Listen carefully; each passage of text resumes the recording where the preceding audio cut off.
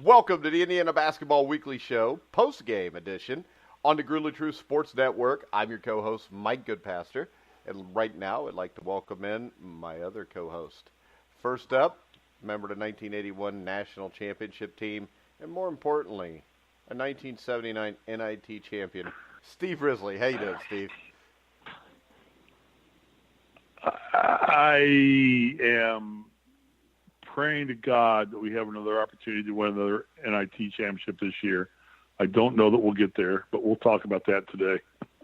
All right. And next up, a very young man who Risley is jealous of because he's so handsome. Cole Hanna. How you doing, Cole? Doing better after that introduction. That cracked me up. All right, I'm laughing my ass off now as I'm staring at Dolly Parton on the Grammys. So that cracked me up royally. She's alive and looking great. Is she alive 74. Or just her boobs? I don't know. But she's looking great at 74. That's all great. Right. Next up, we Collin, have you're screwed. You former got nothing. Big Ten champion, and he once was coached by Steve Risley, Collin Hartman. How you doing, Collin? Doing all right, fellas. Doing all right. All right. Oh, that sounds like a doggy downer right there. Let's start off here. All right, we're going to start off with Cole. Cole, you were in the post-game press conference. Anything you got there to take away you can bring back to us on what Archie had to say about this Titanic struggle? Nothing too significant. I think his thoughts echoed a lot of people's thoughts. I thought he talked at length about the team's struggles from behind the arc for 35 minutes of that game. He did mention Ohio State was really packing the paint, probably to the biggest extent that we've seen so far this season. And IU just couldn't hit enough shots to really open them up defensively. And, once they started to hit a few shots there late in the game, you saw them have some more success there offensively. There's not much to say. I mean, for the most part, early on in the season when IU was, doing good in the top 25, they were winning those close games. And, just for whatever reason, they can't get those shots to go down. They can't get those key stops right now. And, Ohio State hit several big shots that, IU just couldn't find ways to get stops when they needed to. All right. And when you look at the stat sheet, what stands out to you, Cole? Yeah, the big thing is three-point shooting. Again, they're 6 of 20, but they hit, 4 of their 6 threes, in the last 5 or 6 minutes of that game. They've got to be able to hit outside shots. I think probably a lot of us noticed Ohio State was going under every single screen. IU was setting on the perimeter and just begging guys to shoot shots, and guys, just weren't doing it. Second half defense wasn't very good for IU either. Ohio State shoots 50% from the field in the second half, 56% from three in the second half. That's not going to get it done. I mean, they've got to be better defensively.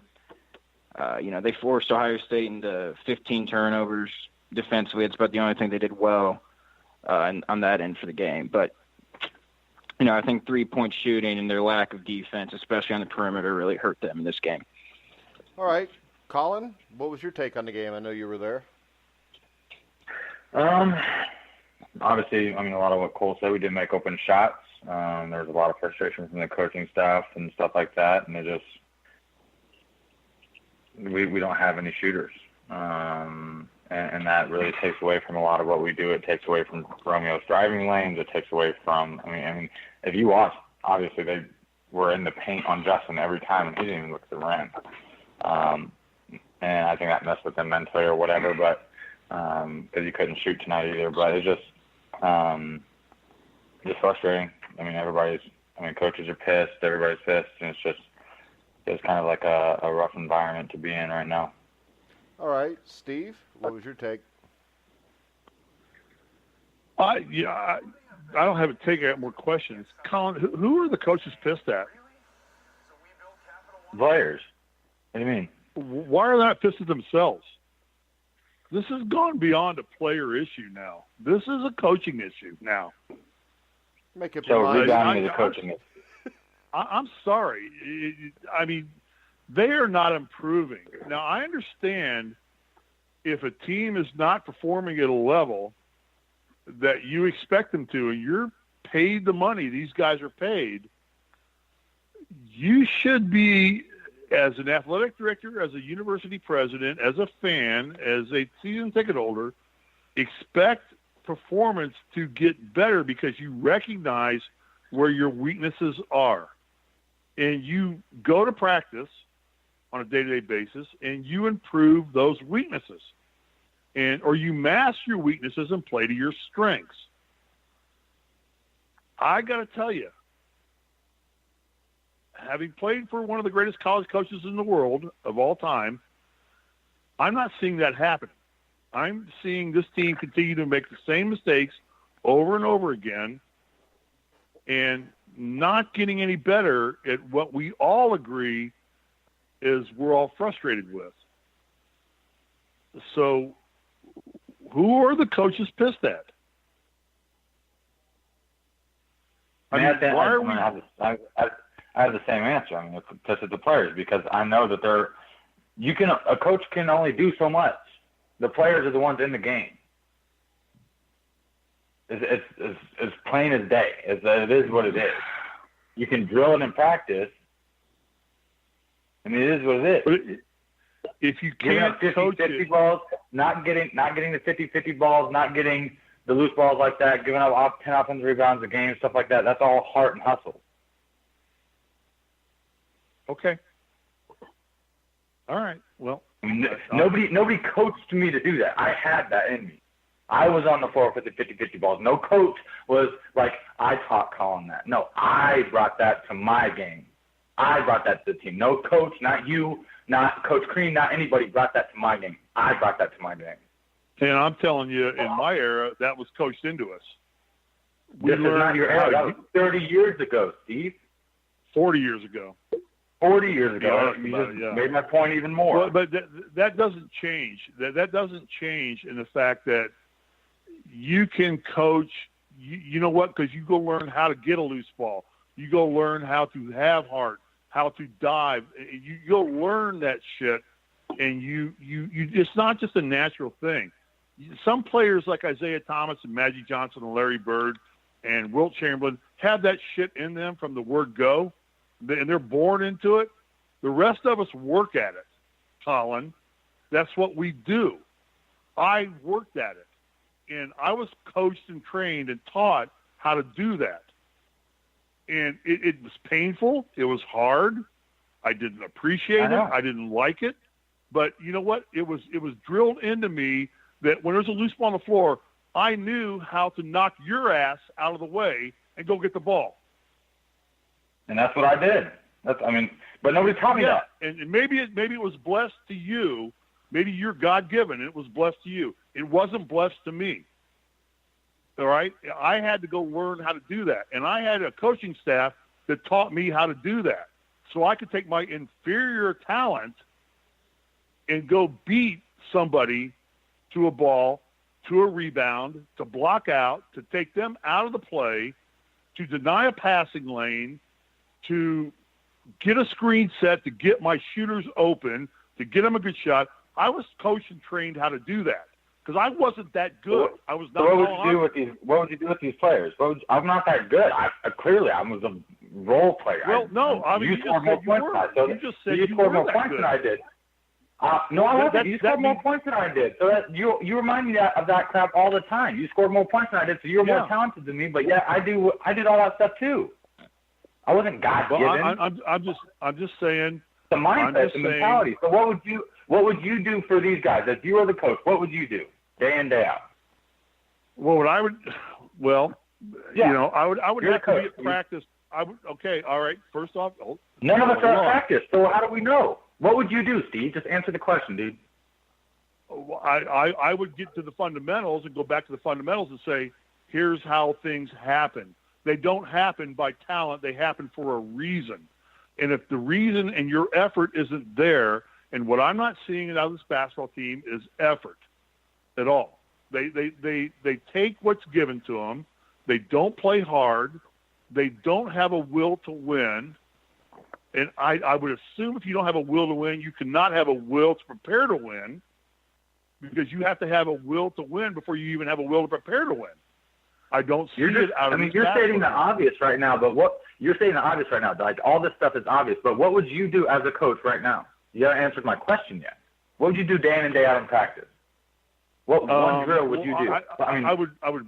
Okay, all right, hang on. I would break down the fundamentals and say, where are our weaknesses? We don't block out well. We don't cover the passing lane. So I would I would take my time and spend a bulk of my time doing defensive drills, teaching them how to get in the passing lanes, how to deny the pass. We do that. Take away, okay, they do that. Well, they're not doing it very well. The coaches are harping on it every single day. At least they did when I was there. Harping and doing are two different things. I can yell about it all day long, or I can teach people to do it. We're doing the drills. That's what I'm saying. I mean, we are in the drills constantly. We were. Well, then it's not being communicated. It's not being communicated in a point to where it's being retained. And if you don't retain what you're taught, it doesn't matter what you're taught. So you can do the goddamn drills all day long. But if you don't retain it and understand it, it doesn't have effect on the court. And that's obvious. What's not happening here. It's not being retained. The players aren't retaining it. They're not, yeah. So the coaches aren't, you know what? The players are paid nothing. The coaches are paid millions of dollars. They can't communicate that information back to the players. It's not being communicated. It's not being retained. There's a communication issue here. You know, we're not getting it ingrained into their heads in what they're doing. How would you communicate it? This is a very talented basketball team, Collin. This is a very talented trust me, I know. They're more talented than I was.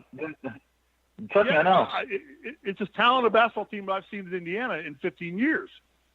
You know, I wouldn't go that far, but whatever time frame. That's a nominal number that I shouldn't have said. You're right. And so coach me on that. How about this? It's one of the best teams you've seen in the last 15 years. It's one of the best teams. It's one of those talented teams I've seen in Indiana in a long time.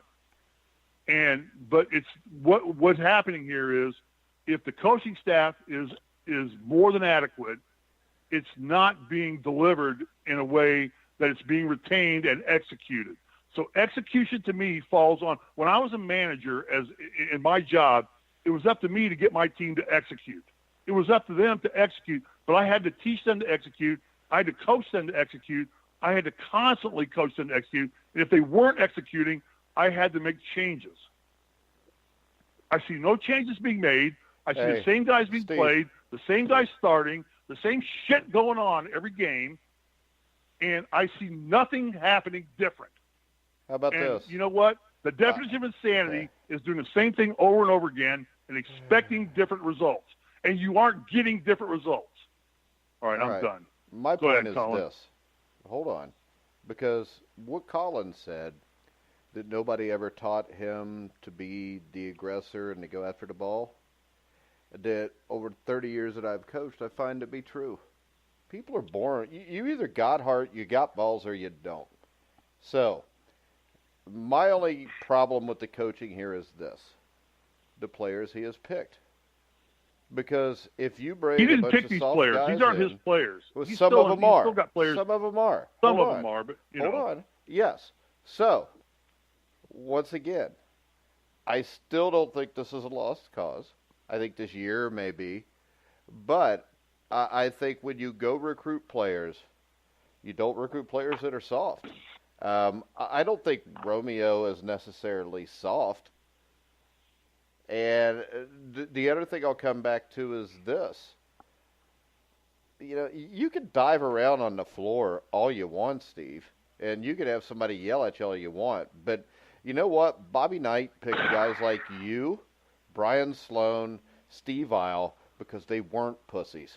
And he knew that he could get you guys to an even higher level of physicality. We got a lot of guys on this team. Fitzner was brought in here. He's not a tough guy. And, I mean, that's no offense to him. Most people aren't anymore. But when I look at this, I still think this team will be fine. I don't think, when you look at the freshmen, Rob Fennessy's not soft. He needs to look at the basket and shoot the ball more, but he's not soft. Justin Smith's fairly new. He's not soft. I mean, this is a team that I think Archie wants to play a certain way. Those players, and I've said this before, those players, the way he wants to play, were not available to him when he got here. Now, I do not think from reading Indiana's social media that this is a 5-year rebuild.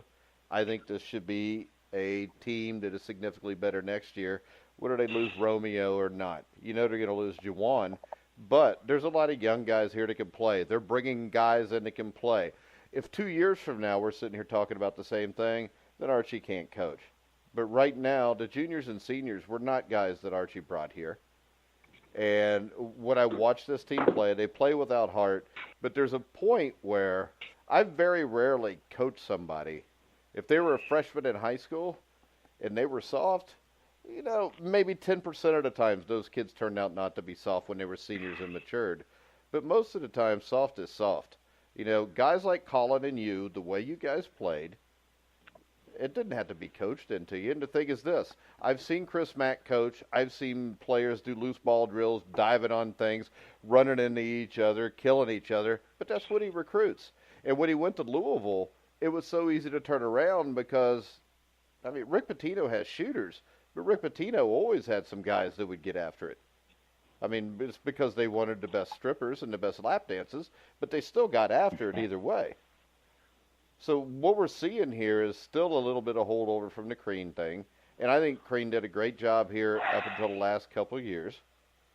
But it is what it is. They're soft.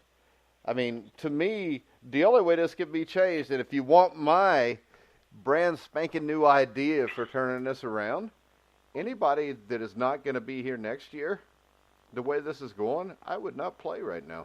Or I would play very little. I would play Anderson more. I would play the guys that are going to be here. Because that's what, in the end, is going to turn this around. And if you've got juniors and seniors that aren't fighting for stuff. Now, Morgan I wouldn't include in there. I think Morgan plays his ass off all the time. Oh, he played so hard today. It was unreal. And, this is the thing.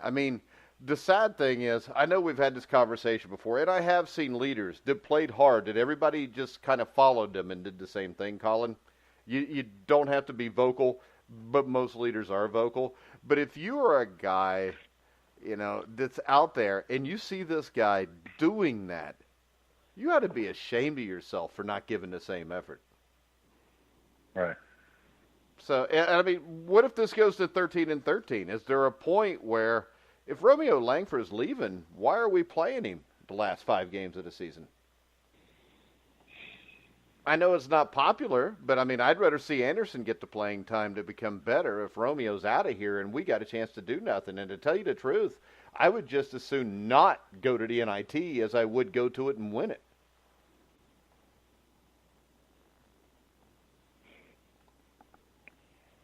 Well, I think for one, recruiting-wise, it's probably not the best look. Why? Who the hell's... wait a second. Recruiting-wise, it's not the best look. Why? Because we got a one-and-done player, and this is not his fault, but, it's clear that he's having problems with the thumb. He's having a hard time. He's playing his ass off. But in the end, what good does it serve this? And the thing is this. If this turns out to be right, and Anderson's much better next year, and this team wins 22 games next year and wins a tournament game, nobody's going to care in the end. But it needs to be fixed. This is, if you're only worried about whose feelings you're going to hurt, who gives a shit? You got to do what's best for the team in the future. Because the present is not going to work out well. Yeah, no, I agree. But just, for this, one of the big things about recruiting, I bet Collin can attest to this. Players recruiting each other is just as big of a deal as coaches recruiting guys. The players recruit each other now more than they ever have with social media. I agree. If Romeo has a thumb issue that's bothering him and it's a mutual thing that we're going to shut you down for not only for the good of you but for the good of the program, that's one thing. To just shut him down, say you're not going to be here, just stop playing. I think those are two different. Why? He's going to leave after this year. Yeah, but I don't see what that. To me, if you're Archie, it's about winning games. Exactly. And this is the thing. And Romeo Langford's your best player. Mm-hmm. I don't think so. I think Juwan Morgan is the best player. Okay, well, him and Juwan to me looks like he's battling an injury to me. I don't think that shoulder's right with him either. But yeah, okay, that I could see Juwan being above Romeo. That's fair. But you can say all that stuff too. You can dive for loose balls. You can do all of that. If this team can't hit the broadside of a barn from 3, it's not going to matter. No, bullshit. They couldn't hit Cole, I'll tell you what. I've coached show enough teams to know this. You could will yourself to win a game. Give up 51 today and they'd have won. Mike, don't give up 40% or 50% in the 3-point line and you win this game. Mike, can you name me one good team, NBA or college, that can't hit open 3-point shots consistently? Name me one. I'm not talking hit open 3-point shots consistently. Yeah, I'm talking wide consistent? Open 3-point shots. Just hit it at 35%. A wide open 3-point shot, hit it at 35%. 33, wherever you want to call it, mid-30s. I see teams win games like that all the time. I don't think you'll find a single team that's below that average that's a good team. And Indiana has been below that average over this last 9-10 games because they can't hit open 3-point shots. I understand loose balls, it's effort. You still have to have an offense that works. When you have defenders going under screens every play, when you have Justin Smith's man who I don't think he left the paint all game. I mean, you have an entire lane that's clogged. How about this? Maybe our spacing on the perimeter could be better and they throw better passes. I mean, maybe we just don't have Justin Smith decide to shoot the ball 3 possessions in a row. No, yeah, that's fair. But at the end of the day, when I was watching this team play, I saw them get open 3-point shot after open 3-point shot, and they could not get one to go. They could not break that Ohio State just absolutely packing the paint possession after possession. The only way you're going to get them to come out is hit open 3-point shots. And for 90% of that game, they couldn't do that. They could not hit an open 3-point shot. Well, Ohio State's 16-7, and they don't shoot the ball that well. They're one of the best 3-point shooting teams in the conference. Really? Because today they only made one more than we did, and they beat us with it. One more. Yeah, they were 7 for 16. They shot 44%. We shot 30%. Yeah. I mean, Ohio State has 35% of their points come from 3. That's like the 3rd most in the Big Ten. They're a much better 3-point shooting team than we are. Yeah, but they're still not very good. I don't think they're a very good team, and we lost to them at home. No, I mean, that's fair. I mean, yeah, I don't know how good they are. I know that they're better than us, I can tell you that, or at least they look better than us today. But, I mean, they're a much better 3-point shooting team than we are. I mean, I don't know of a team that's a worse 3-point shooting team than we are. I can't name one in the conference. I mean, I've never seen guys get open looks and just they can't hit them. And to me, say what you want about effort. Yeah, I don't think effort's the number one problem with this team. I don't. I saw guys jumping on the floor for loose balls. I saw guys battling out there. Yeah, sure. There's instances that you can look and say, okay, it needs to be better here and there. But I don't think overall it's a problem. You have to hit open 3-point jump shots. There is not a team in college basketball. There's not a team in NBA. There's not a team in any kind of high-level basketball that can't hit open 3-point jump shots. Sure, there may be guys on individual teams who can't do that, but as a whole, you have to knock down open 3-point jump shots.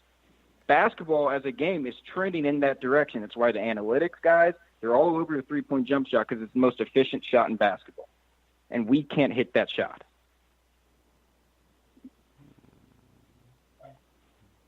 What did you just say?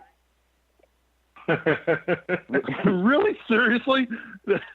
What? You're telling me that a 3-point shot is the most efficient shot in basketball over a layup or a good post move inside, dumping the ball. Oh, Jesus Christ. Okay. Steve, do you know what effective field goal percentage is? Because, yes, I can argue that. You can go look at the numbers and you can back it up. I know. You're going to I know. And you've got a statistics and analysis course. You probably took at IU Kelly School of Business, and you figured it all out. But you don't the put... The key thing is this. Whatever. Statistics are for losers. Nobody cares about I agree entirely. You win or you lose. And you know what? Here's my point to diving on the ball for Mike when you were talking about that. There is diving for loose balls. There is all that crap that you want to talk about. But there's doing things for 2 reasons. One, without knowledge of why you're doing it, and one is for a purpose.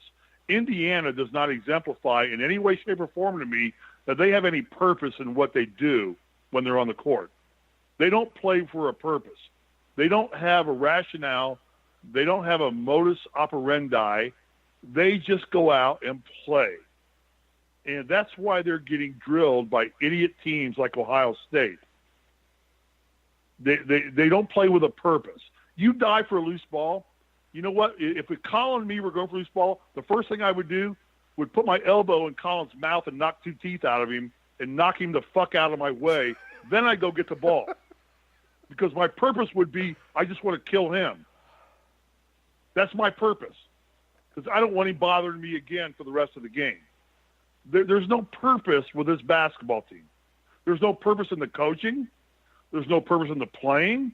They're just out there having at it. Let's go have at it, boys. Let's go have fun. They're not playing with any purpose at all. And that's why they're losing games, because they are underachieving in a large way. They're talented. I think their coaching staff is smart. I think our players are talented. Nobody has a purpose on this basketball team. They have no leadership. They have nothing. And, whether they can shoot or not, I've seen guys drill. I've seen guys hit 3-pointers. Like, I've seen Justin Smith drill 3-pointers. I've seen Juwan Davis or John Morgan hit 3-pointers. I've seen everybody on that team hit 3-pointers. They don't have a purpose. They don't know what they're doing. They're just running around on the court, letting shit happen to them, and they're reacting to everything that goes on the court. And that's why they're in the boat they're in. That's my opinion. We had a purpose. When we went out there and played, I was going to make Magic Johnson pay for his first layup. That was my purpose. I knew that going into the game. I knew what my purpose was he was going to pay. And I had a purpose for what I was doing. I don't think this team plays with a purpose at all. For the year, what does Indiana shoot from the 3-point line, Cole? Here, let me pull it up. I know it was. I got it right here. Stats, hang on. I'm pulling it up right now. You have it updated after today. I don't know if I have an update. They were at 2018. What are they? Yeah, I don't know. They're at 32.9%. All right. So I don't know if that's changed before. I don't have an updated after this game. So good teams cannot win without being able to shoot threes better than Indiana, correct? I'm telling you right now, any basketball team. Steve, I'm asking Cole a question. Steve. I'm giving you an answer. Any team that relies on 3-point shots to win basketball games, you're going to lose. I'll tell you what. Cole. Yeah. Here's a stat for you. Duke shoots the three-pointer at 30.8%. No. So they rely on Zion Williams. No, wait a second. How many threes has Indiana shot this year? Hey, let's look here real quick. They have shot 437 after tonight's game. Duke has shot 536 with Zion Williamson on the post. Duke also is one of the top 5 teams in the country in defense and free throw shooting. Mm-hmm. And you just said that you said I cannot find you a good team at college basketball or the NBA that shoots the three worse than Indiana. So I present Duke unless you don't think they're very good. I'm talking to Cole. Jesus, it's not all about you, Risley.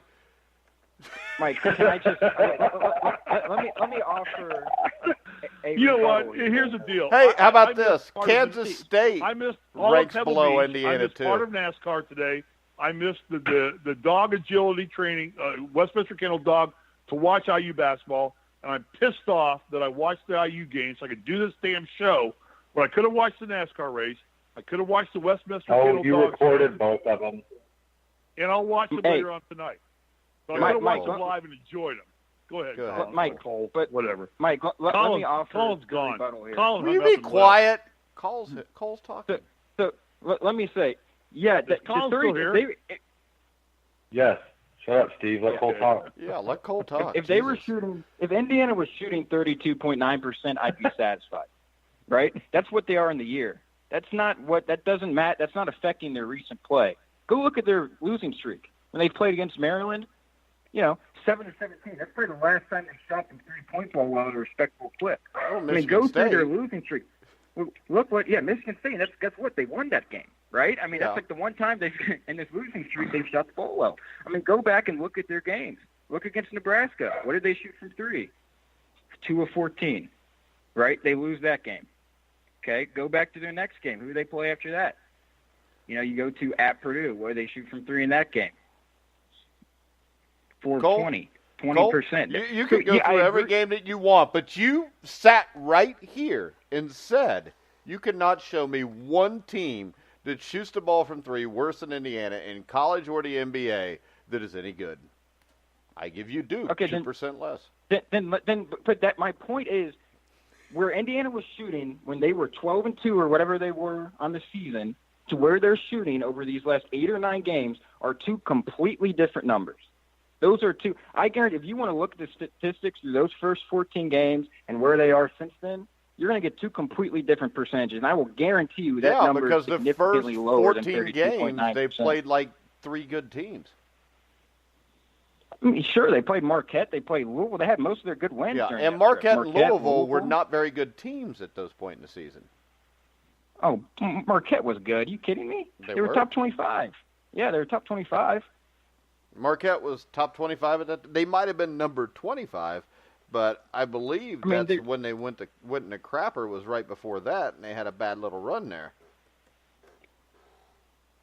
They lost to Kansas and IU. They didn't lose to anyone else before that. Yeah. I'm looking at their schedule. They were beating teams by 20. They beat Louisville shortly after that game. I don't see a falter there by Marquette. But, nevertheless. I see that they beat nobody either before IU. You got UMBC, you got Bethune-Cookman. They beat both of them. They beat Presbyterian. Then they lost to Kansas. They beat Louisville, who wasn't that good at that point. You got to give me that. I'll grant you that. I'll grant you the Marquette game was probably a little bit of a fluke too. IU is not 23 points better than Marquette. Whatever we did that night, that was a special night. That was not, typical of either team. Indiana did not get Marquette's best that game. Yeah, that's obvious. Hey, Cole, can I make one point on what you just said? Can I just make? Yeah. I'm getting ripped by everybody, including your parents. Here's my point on what you just said. What you just said about Marquette.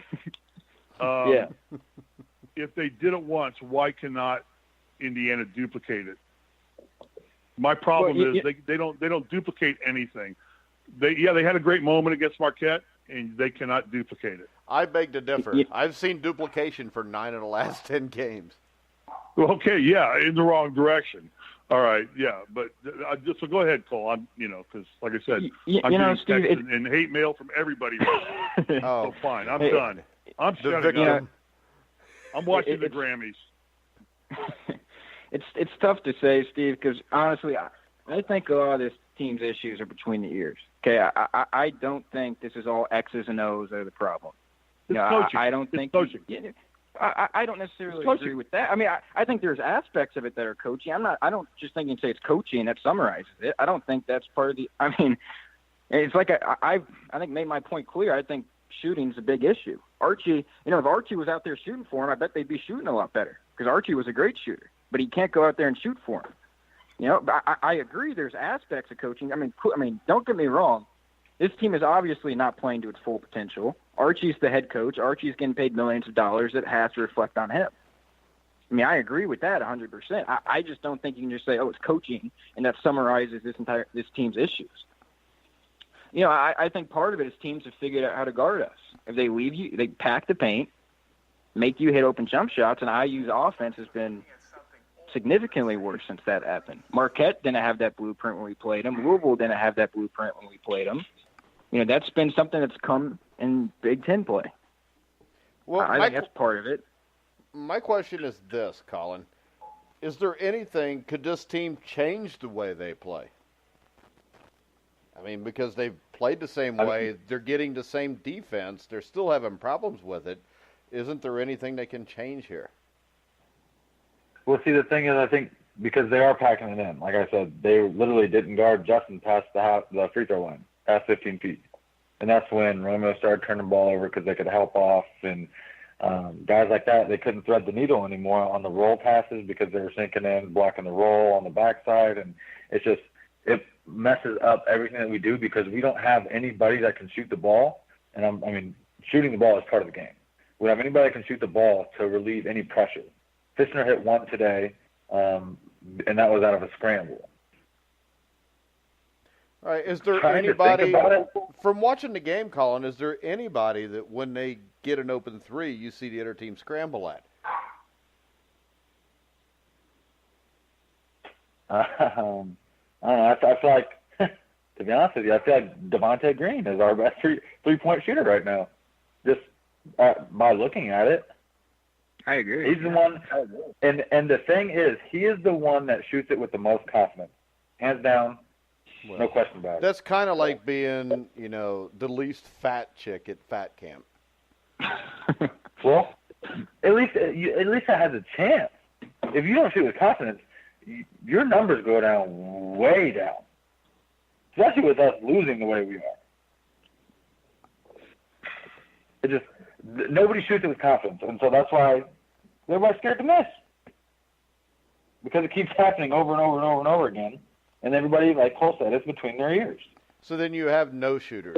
Because if you're a shooter, you always think the next one's going in no matter what's happened on the last 100. And that's what's that's what's disappointed me about Fitchner, because he came in here as the guy that'll shoot the three, and then now it seems like it takes an act of God to get him to shoot the ball.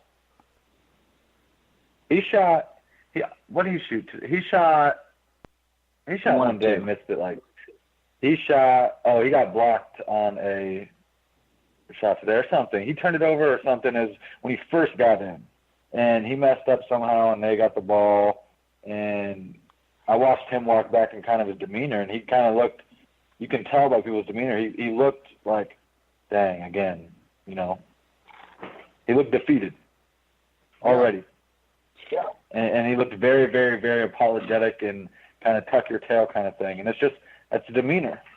And that's going back to the thing, like, some people got it, some people don't. Yeah. And at this point, as a fifth-year senior, he ain't got it. He's 23, 24 years old. And so it's like, if you're not going to put in guys like, Devontae Green had the highest plus-minus at halftime. Devontae Green and Deron Davis were the only two with a positive plus-minus in the game. So, that's why I play Devontae Green. Going back to our last show, that's why I play, because whether he does well or bad, everybody's doing worse. We suck when that's your defense.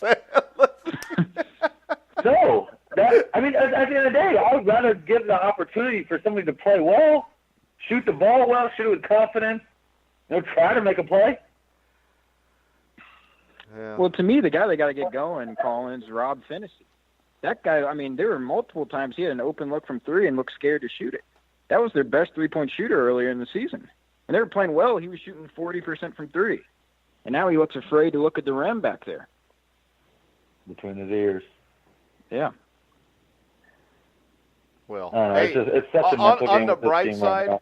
we know there's people listening, because I'm starting to get people retweeting that I just said it was at least fat check at fat camp. So that's a good thing, I guess. Oh my God! At the end of the day, man, the dudes just need to play with more confidence. Jawan has a swagger about him on the court. He bullies kids. He bullies dudes for rebounds. He's diving on the floor. Jawan plays with a swagger. Yeah, he's the only one that really plays with a swagger. Devontae Green plays, and he seems like he has confidence in himself. But the big thing is this, and what this comes back to is, it's one thing to have confidence in yourself, but I think the big thing you miss with this team is nobody has confidence that the guy next to him is going to get the job done. And I think in the end, that's what destroys this team, Steve. Steve, you been on the call anymore? I'm here. I mean, I'm watching the Grammys. Hey, Lucas Weiss just tweeted, is Steve even on this show? There's been no interrupting for 5 minutes. Ha ha. Yeah, I know. I'm the asshole. Yeah, I'm the one. I'll tell you this right now. Never mind, because I'm getting hate mail from friends, and I don't like that. This is I would solve my own problems as a player. If I knew that I was playing bad, I wouldn't get. Okay, I can't. I'm done talking. You guys finish the show out. I'll sit here and listen. And if you got a question, ask me a question. But every time I say something, I get interrupted. So to hell with all of you. Finish the show. I'm done. Ask you a question. I'm done. I'm here. Go ahead and talk. You guys finish it out. I ask you a question. This team sucks. They're poorly coached. They don't have a purpose. They don't play with any commitment. They can't solve their own problems. They don't figure it out. And I'm sick and tired of this crap. From the era when I played IU basketball, this is just continued horseshit. And it is what it is. So I'm done. Finish it out, guys. All right. Does anybody want to answer my question? I'm taking my ball and I'm going home. Yeah, I'm taking my ball and going home. Yeah, exactly. Yeah.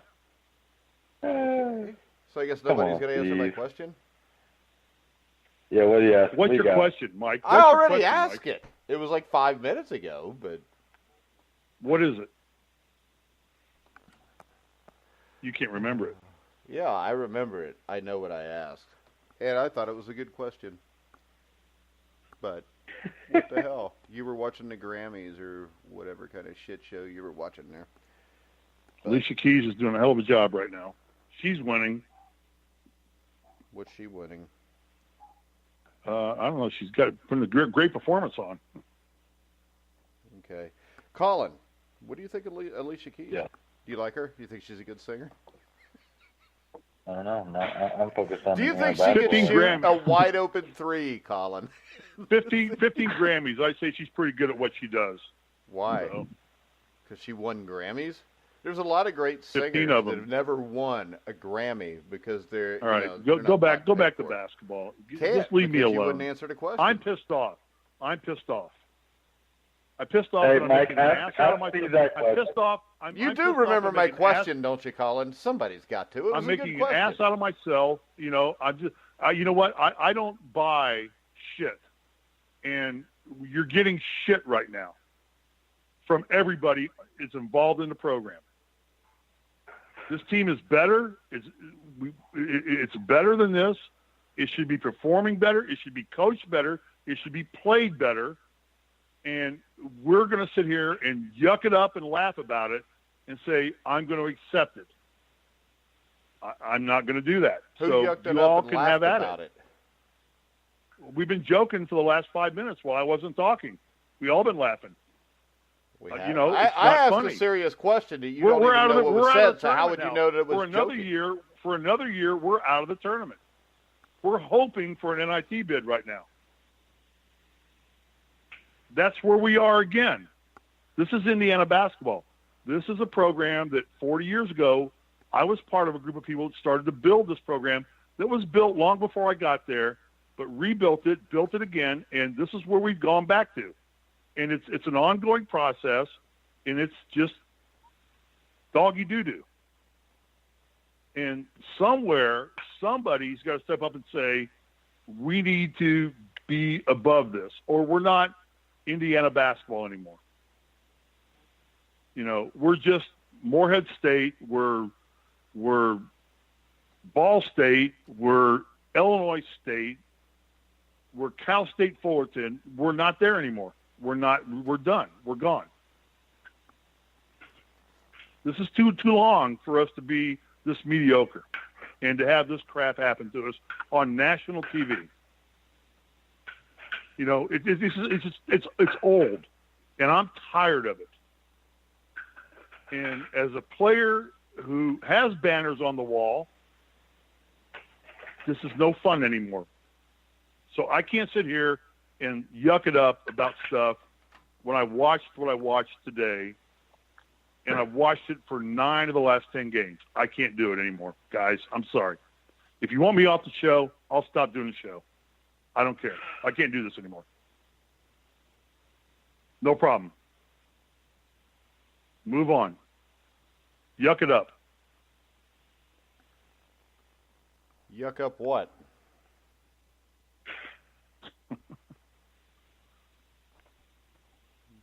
Yeah.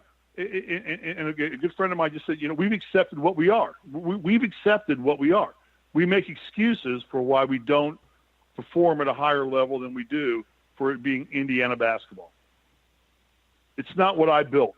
It's not what my teammates built. It's not what all the guys that played before me, around me, after me, and I'm not the reason why we built this. I'm no part of it. I'm a small part of it. But this is not Indiana basketball, and we're accepting it. And we're making excuses for it. I'm not accepting it. I'm not making excuses for it. I'm not doing it anymore. I'm not going to do on this show and do this anymore. If it looks like shit, it smells like shit, it's shit. And this is shit. I don't care if I ever go to another IU game again. I'd probably never get tickets again. Whatever. I don't care. It's horseshit. So, go ahead. Finish the show. So, Steve, I have a question for you. Yeah. So, going back to my question, what would you do? I would start with either sitting down as an athletic director, talking to my coach about what my expectations were and holding him accountable to those expectations.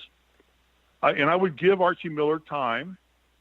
I think that's part of the problem is that, you have to take into account that it's only his second year here, but I'm not seeing improvement. I don't care about success as much as I care about improvement. Right now, I just want to measure this coaching staff and this team by improvement, and we're seeing no improvement. Forget about success. We're not going to win a championship in the next 4 or 5 years. It's going to take him that long to get his players and his system into place. But I want to see improvement, and there's no improvement. We're making the same mistakes today against better talent that we were making at the beginning of the season.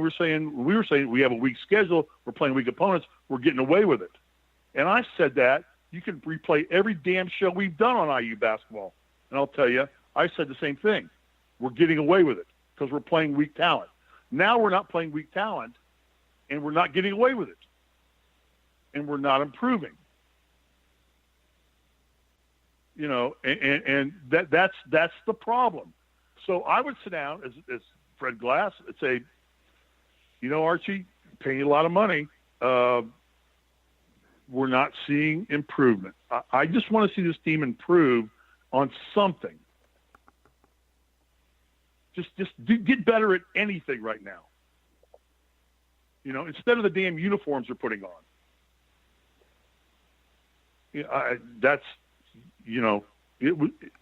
I'm angry. I'm sorry. I'm angry because I missed half the NASCAR race today to watch this IU basketball game.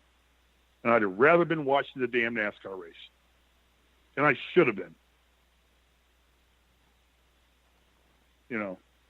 So whatever. And I'm making a total ass out of myself, and I hate that too. You're not but making I care a total ass out of yourself. I care that much about it. I'm not making jokes about it. It's not funny to me anymore because that's my banners hanging up there. It's my uniform. It's my blood on that court, and it's Collin's blood on that court. And you know what? And you need to be accountable for that, and you need to have expectations for that. And for the longest time, this program hasn't measured up to that in any way, shape, or form. And I'm tired of saying it's going to get better. It hasn't been better since the mid-'80s, late '80s, when Bob Knight was coaching his team at his highest performance. And you know what? You get a Bob Knight once in your lifetime if you're lucky. You get a John Wooden. You get a Dean Smith. You get an Adolph Rupp. You get those guys once in your lifetime. But you set standards. And this team has not lived up to its standards since the mid-'80s. It's underachieved consistently, and it's not improving. I don't care about success. I want improvement. Just freaking improve. And we're not anywhere near that. So I've ranted and raved. So Collin, I'll be hated by everybody for the rest of my life. I'm done. Not. Collin, I think that's a fair answer. Yeah. I mean, What do you mean? I mean, the answer is fair. I mean, they haven't gotten better. I mean, the record is pretty much the same as it was last year. Yeah. And it doesn't matter if it's Collin Hartman, Steve Risley, or Steve Alford, or Alan Henderson, or whoever the hell player you're going to name. They have not gotten better as a basketball program. And that falls on somebody above the players. Yeah. And I think you better understand that. I think this whole thing falls on something higher than the players or the coaches, Steve. Yeah. Well, yeah. I mean, because this program in 2000, from 2000 and now, has tried to, except when they occasionally use the players to honor an old championship team, this program is not held to the standard that it used to be. They don't hold themselves to the standard. That's what I mean. They're not accountable. That's the problem you're missing. They're not accountable for themselves. You go for a loose ball with a purpose. You don't just dive on the floor and say, I dove on the floor, that makes me a great player. That's bullshit, Mike. You dive on the floor for a loose ball because you have a result you're trying to achieve.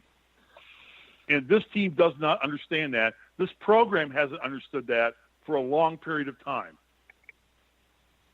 They think that by doing shit for the purpose of getting it put on a television show makes it good.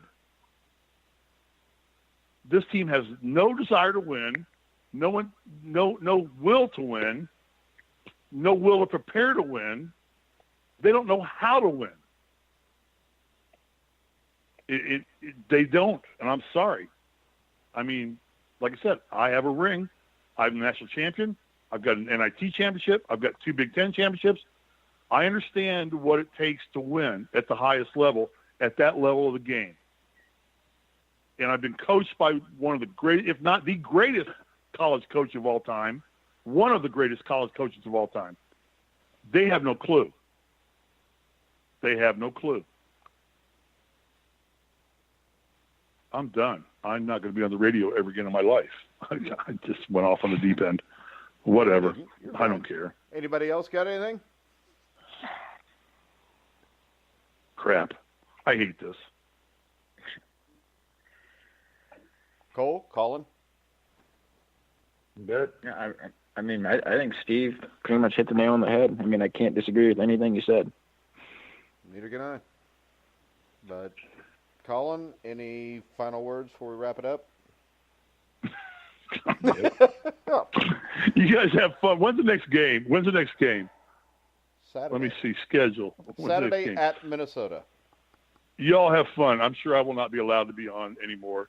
Was that? So, God bless you. I hope you get your media passes still. Because if anybody listens to this, I'm sure you're going to lose your media credentials as well. Collin, you'll be sitting next to the band next game because you were on this show too. So I apologize to all of you. I just am passionate about Indiana basketball. I love it. It's my life. I want this team to be successful. I want this team to care to be successful. I want them to care about it. And I don't think they care about it. They play to play. And maybe that's the way the game's gone from my era of playing to the era of today. They don't care anymore. It's just, let's go play. Let's get on TV and, we'll have fun. We cared. Kitchell cared, Whitman cared, Turner cared, Tolbert cared, Jimmy Thomas cared, Mike LaFave cared, Scott May cared, Kent Benson cared. I think Collin Hartman cared. I think Steve Alford cared. I think they cared about Indiana basketball. I don't think this group of players and this coaching staff cares about winning and it cares about the game or cares about their franchise. I don't think they care. They just go play. And if we lose, we lose. No big deal. We got beat. We'll show up the next game. Well, there's a lot of people that pay a lot of money to go to games. A lot of people that pay a lot of money to buy seats to go to games. A lot of people that buy jerseys, uniforms, and stuff to back this team, back this university, and to donate money. And I don't think that our athletic director, our coaches, and our players care enough to give as much shit as I give about this team, or Collin gives about this team, or Cole gives about this team, or Mike, even you, who's doing this show. Even you? Had nothing to do with Indiana. I think this. I think 99% of the people above the age of 45 feel exactly the way Steve does. Right. Steve does, because people that are younger than that don't really get it. They don't get it. They don't understand. The players don't get it. No, they don't understand the importance of what Indiana basketball was. The thing that scares me is I read these articles about the crowd on, what was that, Friday night's game, where the upper deck is, I mean, there's a ton of empty seats. I don't know if that's true. I am getting so much hate mail right now. I'm going to be shot. It's 100% true. I live in California. Was it like that today, Very too? Very bad credit. Oh, it was an even worse credit. I mean, it was student section was maybe half full. So what scares me? Embarrassing, quite honestly. What scares me is apathy on the fans, because once people stop caring, it's going to be really hard for Archie to do anything to get this back, or for anybody to get it back. I mean, look at UCLA now. I've been to UCLA games. Pauley Pavilion. I went to Pauley Pavilion to watch UCLA play USC. Steve Alford, got me great seats. And Dan, this is UCLA USC. This is like Indiana Purdue. The stadium was barely 3/4 full.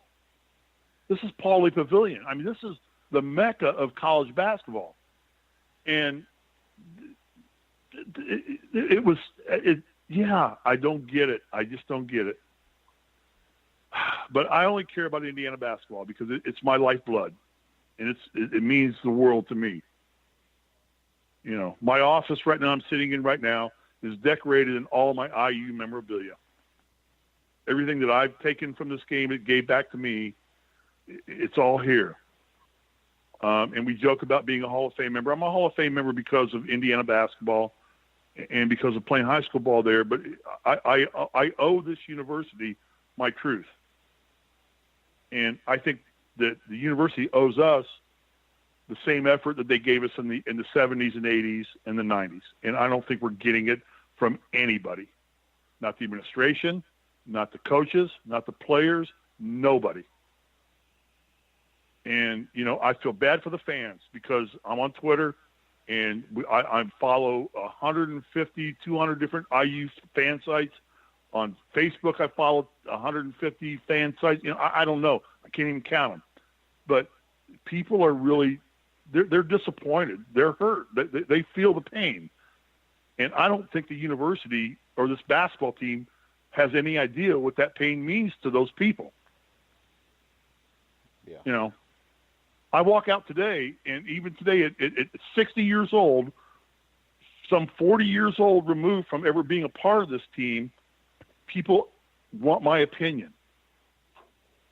And they want me to speak. They want me to talk. And, Collin, I know it's that way for you, more so than me, because you're more relevant than I am. But this team is not doing justice to the tradition, the history, the loyalty, the fan base of everything. And I don't know where it starts. There is no purpose on this basketball program, and it's beyond Archie Miller. It's beyond Tom Crean. It's a long way. It's a long ingrainment that we put into this team where we just accepted mediocrity, and that's what we are. We're now Morehead State. We're kind of there. We're Northwestern. We're basically the new Northwestern of the Big Ten. That's kind of where we've gone to.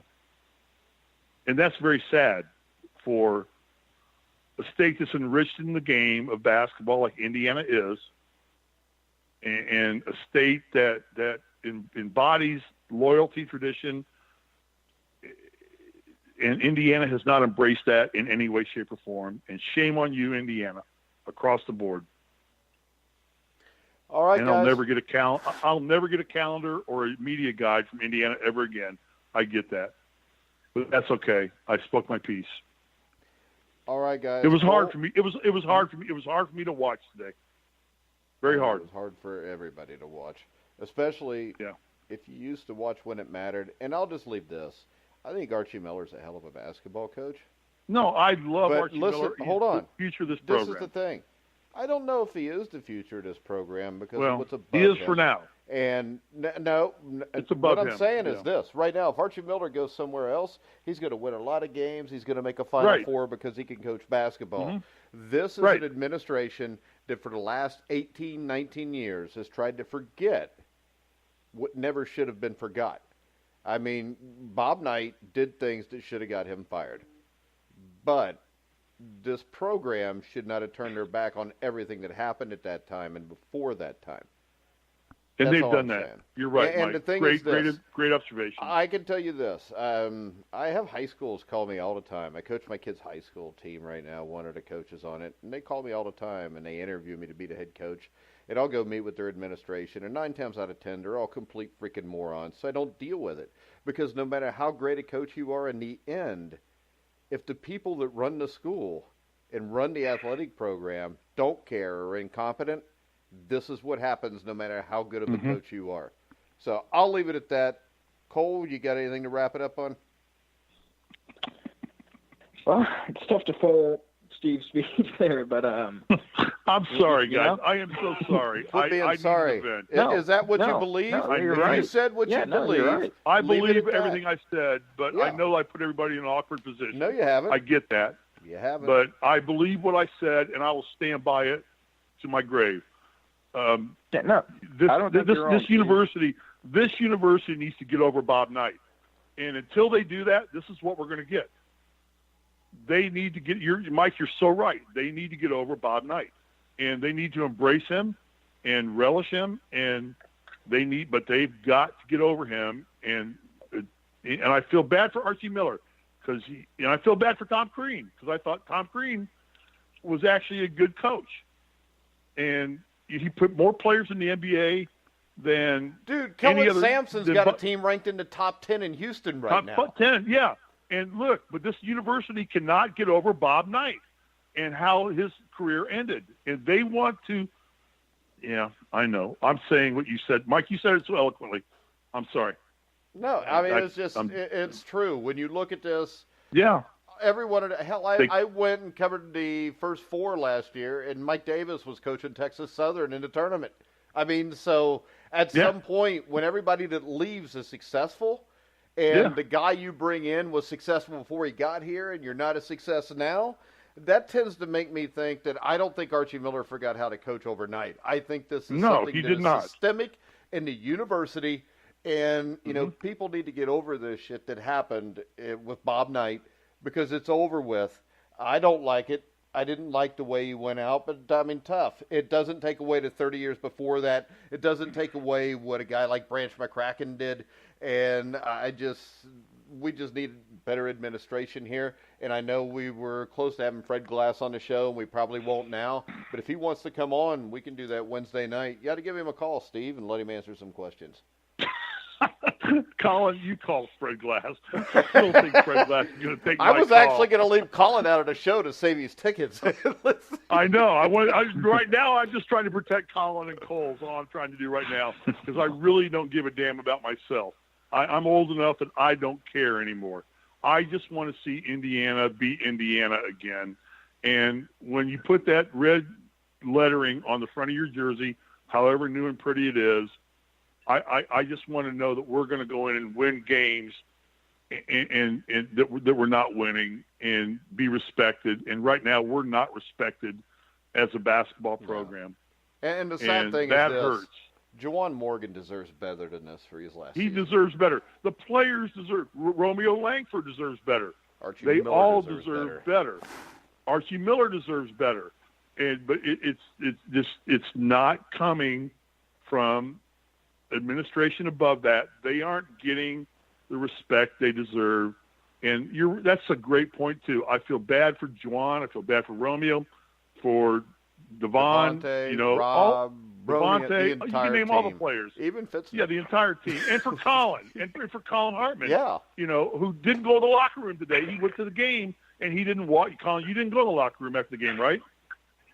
No. No, you just didn't want to be in there and be part of that environment, right? Yeah, I mean, speak the truth. Yeah, you didn't want to walk into that. Going after a really why would anybody want to go in there? But that's not on. That's a bigger picture, and that's the sadness right there. Is that a player of the stature of a Collin Hartman, doesn't want to walk into the locker room to talk to him because there's nothing he can add, nothing he can say. It's going to be bullshit, whatever he says or adds. And it just, it's just somebody's got to get a hold of this shit quick, or we are. We're there. We're there now. We've got to climb out of it now. We're already there. And this is 18 years, 20 years in the making. And, for guys like Collin, who I've known this kid since he was a young kid, and I've seen him grow up. And when he announced he went to IU, that was one of the happiest days of my life. I'm like, God, this is great. And when he chose 30 instead of 34, it killed me. But, I got over that. I survived that. He wanted to be Ted Kitchell and not Steve Risley. If he'd have been Steve Risley, he'd go on the floor for loose balls more. But anyway. He'd be uglier too. But we're going to wrap the show up. Collin, wrap it up. I'm rambling. I'm just frustrated. I apologize. Cole, I don't think we ever got to your final words. You got anything before we go? I'm just right there with Steve. Regardless of whether this season's a lost cause or not, we need to see some improvement from this team in some areas. I got to tell you, I have 47 text messages from people listening to this show right now. I'm in trouble. I'm going to lock my doors tonight. Anytime people listen to us, we're in trouble. Collin, any final words? Nope. All right, guys, we are going to wrap it up. We'll be back Saturday after the Minnesota game. You can hear all of our shows. I won't be back. Yeah, I'm banned. You are? Okay. I'm sure. I just got a note from the AD's office at IU that I am no longer allowed to ever speak about IU ever again in my life. You live in California. Be quiet. All right, guys, we're going to wrap it up. You can follow Steve Risley at SRisley34, Collin Hartman at Collin Hartman30, Cole Hanna at Cole Hanna5, me at Grueling Truth. You can hear all of our shows on iHeartRadio, iTunes, Spreaker, Stitcher, wherever you find sports podcasts, you'll find the Grueling Truth. So for Cole Hanna, Steve Risley, Collin Hartman, I'm Mike Goodpaster. You've been listening to the Grueling Truth, where the legends speak.